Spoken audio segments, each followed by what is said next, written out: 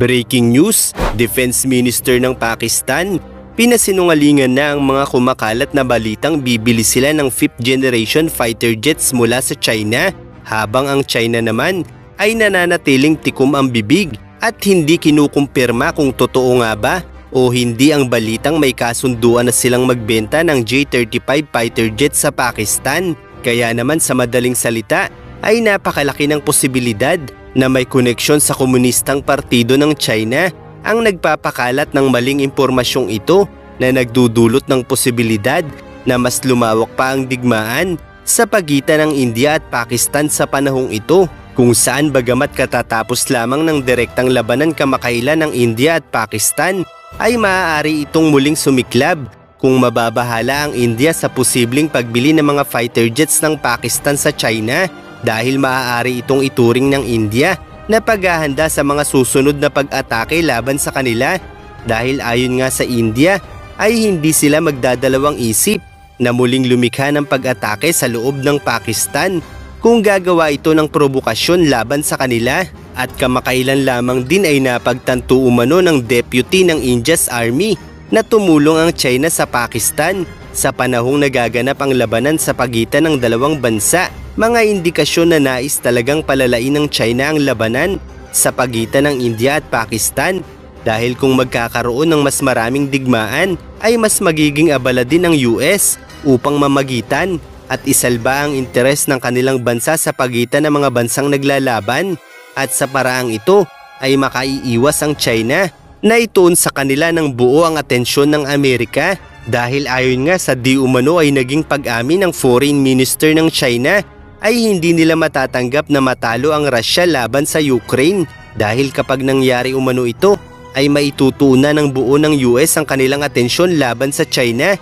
At kahit hindi naman aminin ng China ay obvious na nakapanig talaga sila sa Russia laban sa Ukraine. Kaya't malinaw na ang mga disinformasyon na kumakalat sa social at mainstream media na maaaring magdulot ng kaguluhan sa pagitan ng iba't ibang mga bansa ay hindi na nakapagtataka kung talagang kagagawan nito ng China, dahil numero 1 ang China sa paglikha ng mga troll farm kung saan gamit ang napakaraming cellphone ay nagagawa nilang magpakalat ng disinformation, dahil gamit lamang ang isang pindot ng operator ay nakapaglalabas na agad ng mga post o mensahe ng sabay-sabay. Ang mga gadgets na ito na may iba't ibang accounts na kadalasang nakabubuo ng tila ay lihitimong mga balita, dahil kahit pa ang mga mainstream media kung minsan ay nagka-copy-paste lamang din sa mga nababasa nila. Kaya naman talagang nakatatawa ang mensahe ng Chinese ambassador para sa mga Pilipino na labanan daw natin ang disinformasyon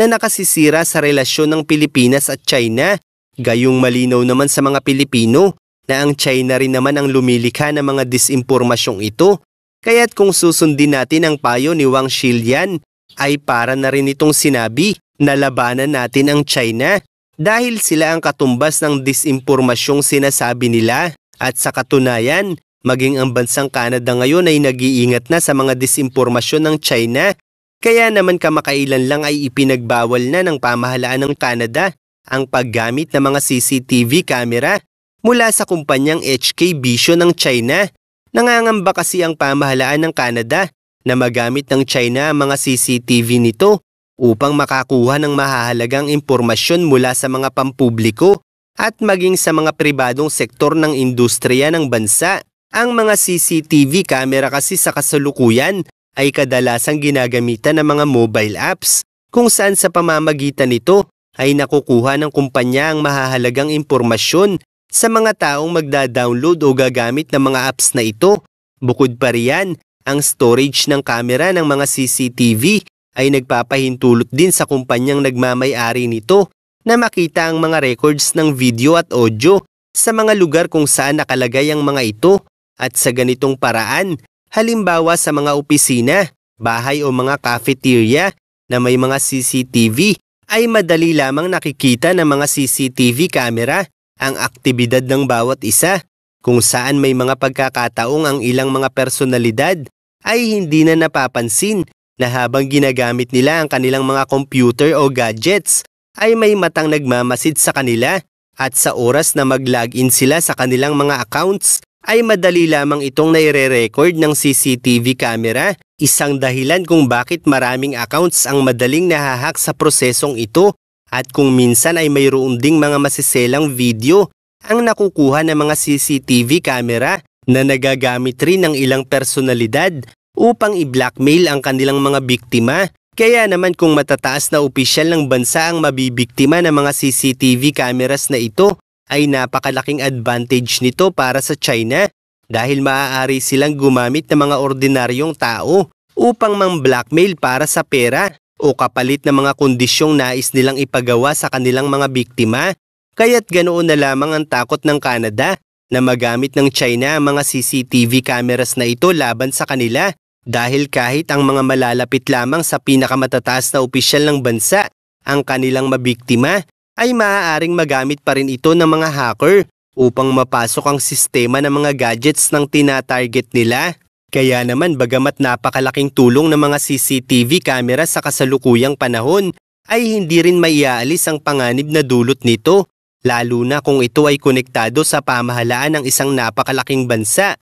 gaya ng komunistang partido ng mga Tsino. Kaya naman kung may mga CCTV cameras kayo sa inyong mga bahay, opisina o mga negosyo, ay mas mabuti na ring mag-ingat at huwag maglalagin sa inyong mga account kung nakatutok sa inyo ang mga CCTV camera at lalong huwag kayong gagawa ng hindi kanais-nais na mga gawa sa harap ng mga kamerang ito dahil maaaring mapasakamay ng ibang tao ang mga datos na makukuha nito na maaaring magamit ng ilan sa hinaharap laban sa inyo. Totoong napakahalaga at kapaki-pakinabang ang mga CCTV cameras para sa seguridad ng bawat isa, basta't may sapat na kaalaman lamang ang gumagamit nito para sa sariling seguridad nila laban sa mismong panganib na dulot sa kanila ng kamera. Kaya't kung alam mo ang panganib na dulot ng mga CCTV camera na ito, ay hindi ka na dapat mag-alala pa dahil magagamit mo pa rin naman ito sa tamang paraan upang hindi ikaw ang mabiktima.